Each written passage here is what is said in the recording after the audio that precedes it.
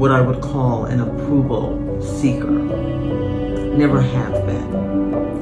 And I think part of this actually has to do with growing up in America as a dark-skinned, rounded-featured, kinky-haired little girl. So I grew up long before all these beautiful Sudanese models were strutting down the runway, and before there was, Lupita and all of that we see now that we have grown accustomed to. So that I had to decide, since I don't look the way the culture said you're supposed to look, I could either lean into that and feel bad about myself, or lean away from it and not. So I got to, you don't like my full lips? This is before they had full lips. I'm gonna paint them red. You don't like my round nose? I'm gonna put a diamond in the middle of it. You don't like my kinky hair? I'm gonna wear it big and woolly.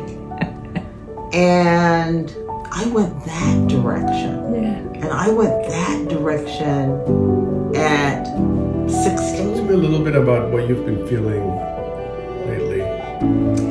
Well, over the years, when I would think about death, it was a way to escape the depression. So I've been on antidepressant medication through most of my adult life. So it was only a mental thing. But physically, I always felt very strong. So I didn't feel, especially sexually, very active, very strong, very vocal. So I never felt that my body was dying or depleting. But now, I don't feel depressed anymore. I feel that I've been used in a positive way, not like she's been used. No, I'm used up. All of me that had to provide and give to the planet and be with people and express and experience love, it's all happened already. I have no more breath left.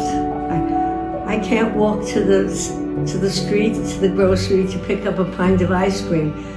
I have nothing left, so I want to say goodbye. But in the saying goodbye, I'm realizing that there is no format for a dignified, sweet passage of people, and death is handled like a tragedy, and it's not a tragedy. I'm 87 and I'm exhausted, and I don't have air, and I don't have energy, and I don't have desire. So that's fine. It's like over. It was full. It was complete. I would like it to leave with that, and there to be a way in society for society to handle this very, very vital human passage. Let's talk menopause. Oh, Were you one of my put through favorite subjects. Was it a good experience? Awful, it's still happening. Oh God, it's like forever. It's just terrible. And how's your libido as a It's result? actually okay. Oh, that's good. Mine took a dive. Oh God. But you know what? It's because he knows that, I'll say, don't touch me, because I am so hot at this moment. Please don't touch me, don't do anything. So the other thing that I also, I have this great girl in the Rockaways. Her name is Erin Silvers. She designs towel, kimonos, and dusters out of vintage towels.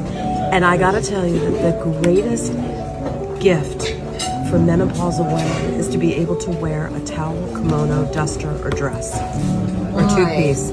Because you're sitting there, because I'll be sitting, well, I'm okay today, but I'll be sitting there, and I'll be like,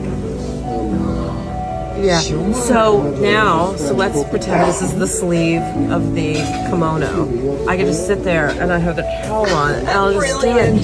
And it is the greatest thing. So I'm chic and elegant, and I'm schwitzing. But it's great. Felt any of that narrative towards you of like, oh, really? You're 50 and you don't have kids? Like, what happened? Oh, of course. I mean, it wasn't, I didn't have to wait until I was 50 to get the backlash. When I was, my 20s, 30s, 40s, I would meet guys, and if they knew I didn't have kids, it was always like, okay, it's an opportunity. I get to change her mind. I'm gonna be the one. And they always got disappointed. But it fascinates me because that deal breaker, I know quite a few of them, as I'm friends with some who had children and such misery they're in. I just say, wow. But that's what they wanted so bad, and they got it. But it's not what I wanted. It doesn't fit my lifestyle. I mean, I know quite a few of my friends in my age group who don't have children. We have no desire, no interest. And gosh, we always say, oh my gosh, thank God we don't have any kids. But for those who have, you know, many of them, I'm not saying all, their lives have become their children. And a lot of them like that. They like it. Right? They do. And then, but once the kids go, the kids grow up. They gotta go. But that's a lifetime commitment that I was never interested in for a long time. I should say, I wouldn't say never, because there was a time when I thought, because I'm like, oh yeah, I'm supposed to get married. I'm gonna have 4 kids because I like the number 4. What the hell was that? And then I started to see, I was like, oh, that's what's involved? Oh no. Oh no. No. That's not. There's something about getting older that you didn't expect. Yeah, that I would actually enjoy it. Nice. What aspect? Well, I just love saying that I'm going to be 60. My birthday, I always want to send out flyers. You know, I love aging, and I love telling people that I'm my age. And I suppose it's because I may not look my age, because I certainly don't act my age. I don't even know what that means. But I just, you know, everybody always says they try to shave years. Yes. I know so many people that went to school with me, a little red schoolhouse downtown, that there's no way that I could even lie about it, because somebody would say, yo, bitch, listen, we were in class together, there's no way that you're that age. And it's like, no. So yeah, I'm going to be 59. I'm 59 and I'm going to be 60. And I love it. You love your body the way it is? I, for the most part, really love my body. I love my body. I think it's great. Did your perception of your body change as you're aging? It got better. I was much more unsure of my body when I was younger. And like I found my body more and more sexy as I got into my like 30s and 40s. And what do you think what changed in your life that made you feel that way about your body? I wonder if it's about being reflected back to you.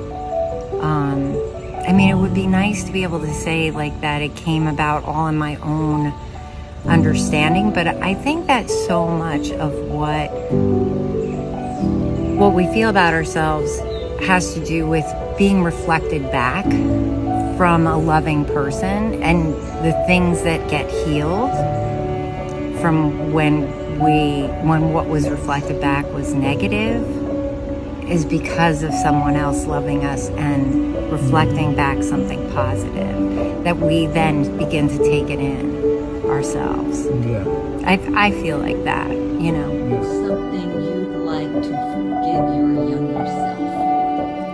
I would like to forgive my younger self for denying that I am enough, I am beautiful, and I can be successful regardless of my size. Because when I was younger, I was much heavier and had a lot of body images, body issues. Libido changed as you've gotten older? Like, did menopause blow you away? You know what? Menopause is definitely kicking my ass, but in a different way. My libido is stronger than ever, which is actually like an issue because I'm now the most sexual and at my peak, more so than I've ever been in my life. Woo! And it's difficult to find someone that actually can keep up with me. Like, and I find that I'm sleeping, like my partners are learning a lot from me. Yeah. And at my age, I still want to be learning from them, or I still want to be exploring and doing new things with them, but it's like kind of the opposite. So, you know, I got to work on that.